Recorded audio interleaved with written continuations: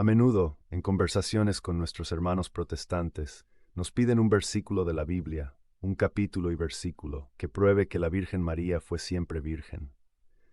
Hoy, con todo el amor y el respeto del mundo, vamos a voltear la pregunta. ¿Dónde en toda la Sagrada Escritura hay un solo versículo que diga que María y José tuvieron otros hijos? ¿Qué tal? Soy el padre Daniel. Y hoy vamos a abordar uno de los temas más antiguos y a veces más contenciosos que nos diferencian de muchas denominaciones protestantes, la virginidad perpetua de María. La creencia de que María fue virgen antes, durante y después del parto de Jesús. Hoy no solo vamos a responder a las objeciones más comunes con la Biblia en la mano, sino que vamos a descubrir algo que quizás te sorprenda. Los grandes fundadores de la Reforma Protestante, hombres como Martín Lutero, Juan Calvino y Ulrico Zwinglio, todos ellos creían firmemente en la virginidad perpetua de María. Entonces, ¿qué sabían ellos que tantos cristianos hoy han olvidado? Quédense conmigo, porque vamos a desentrañar los mitos y a descubrir la profunda belleza bíblica y teológica que se esconde detrás de este dogma mariano. Primero, establezcamos la lógica. La creencia en la virginidad perpetua de María fue una creencia universal en toda la cristiandad durante los primeros 1500 años. No fue un invento tardío. Por tanto, la carga de la prueba no recae sobre los católicos para defender una creencia antigua y universal, sino sobre aquellos que en los últimos siglos han querido cambiarla. Y la realidad es que no existe ni un solo versículo en la Biblia que diga explícitamente «Y María y José tuvieron más hijos», o «María dejó de ser virgen». Ni uno. Toda la argumentación en contra se basa en interpretaciones de ciertos versículos que, como veremos, no soportan un escrutinio serio. Vamos a la objeción más grande y más común, los famosos hermanos de Jesús. El Evangelio de Mateo, en el capítulo 13, nos dice que la gente de Nazaret, asombrada por Jesús, preguntaba, ¿no es este el hijo del carpintero? ¿No se llama su madre María y sus hermanos Jacobo, José, Simón y Judas? ¿No están todas sus hermanas con nosotros? A primera vista parece un caso cerrado. La Biblia dice hermanos. Fin de la discusión. Pero no tan rápido. Tenemos que leer la Biblia como la leían sus autores, no como la leemos nosotros en el siglo XXI. La palabra griega usada en el Nuevo Testamento para hermano es adelphos, y si bien adelphos puede significar hermano de sangre, también se usaba comúnmente en el lenguaje de la época para referirse a parientes cercanos, primos, sobrinos o incluso compatriotas. En el idioma que Jesús y los apóstoles hablaban, el arameo, no existía una palabra específica para primo.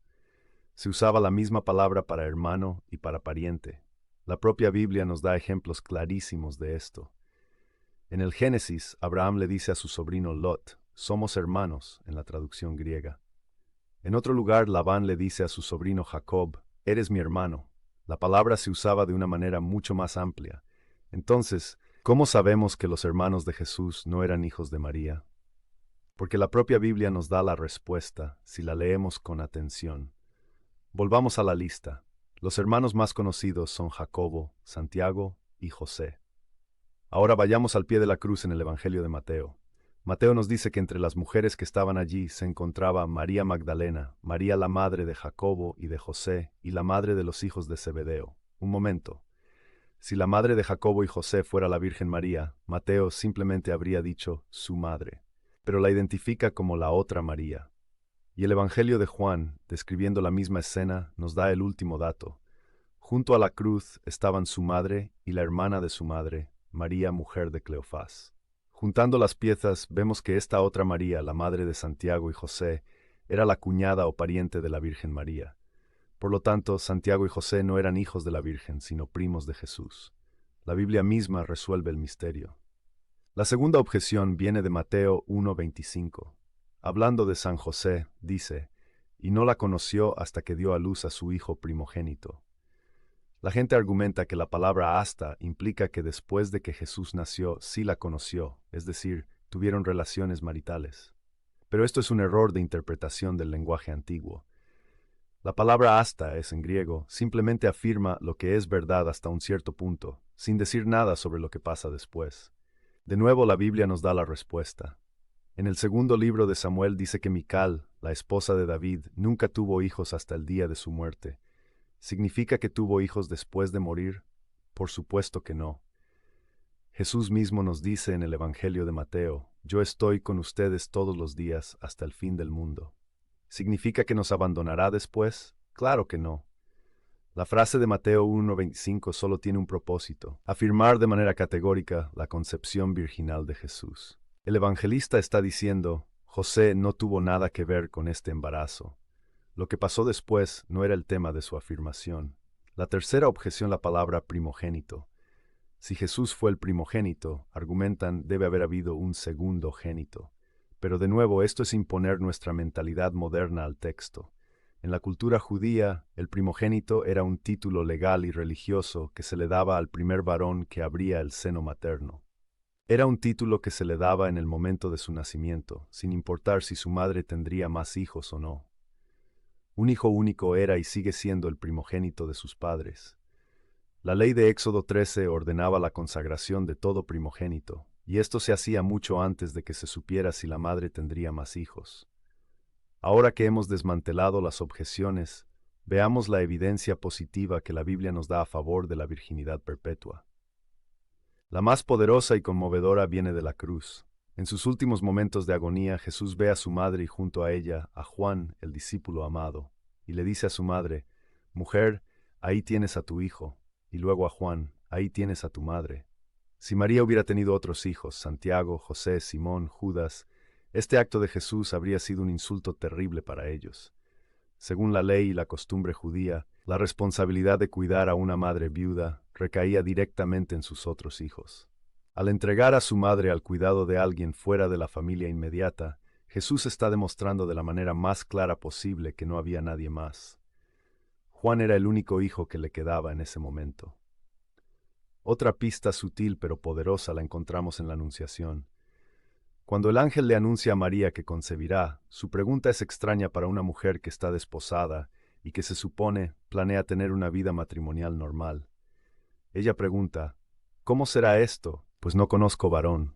La pregunta no es cuándo, sino cómo. Si ella planeara tener relaciones con José en el futuro, la respuesta sería obvia. Su pregunta solo tiene sentido si ella ya tenía en su corazón un propósito o un voto de permanecer virgen, consagrada a Dios, incluso dentro de su matrimonio con José. Y aquí es donde la tradición de la Iglesia ilumina la Escritura. Los padres de la Iglesia, desde los primeros siglos, entendieron a María como la siempre virgen. Y como dijimos al principio, los propios reformadores protestantes mantuvieron esta creencia.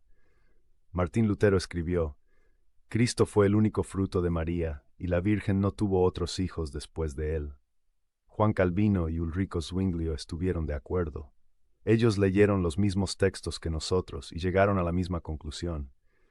Pero ¿por qué es tan importante esta doctrina? ¿Por qué importa si María fue siempre virgen? Importa porque nos revela algo profundo sobre quién es ella y quién es Jesús. La virginidad perpetua de María es el signo de su total y exclusiva consagración a Dios. Su corazón, su alma y su cuerpo le pertenecían completamente a Dios y a su misión. Teológicamente, se la ve como el arca de la nueva alianza. El arca de la alianza en el Antiguo Testamento era tan santa porque contenía los símbolos de la presencia de Dios que nadie podía tocarla impunemente. María, el arca de la nueva alianza, no contuvo símbolos, contuvo al mismo Dios en su seno. Su vientre fue el primer sagrario, y es teológicamente muy apropiado que ese espacio, que fue la morada del Altísimo, permaneciera para siempre exclusivamente consagrado a Él. En conclusión, la Biblia no dice explícitamente María no tuvo otros hijos, pero tampoco dice lo contrario. Y cuando analizamos los versículos que se usan para atacar esta doctrina, vemos que no resisten un análisis bíblico y cultural serio. En cambio, la evidencia implícita, especialmente la desgarradora escena al pie de la cruz, apunta fuertemente en la dirección de que María no tuvo otros hijos.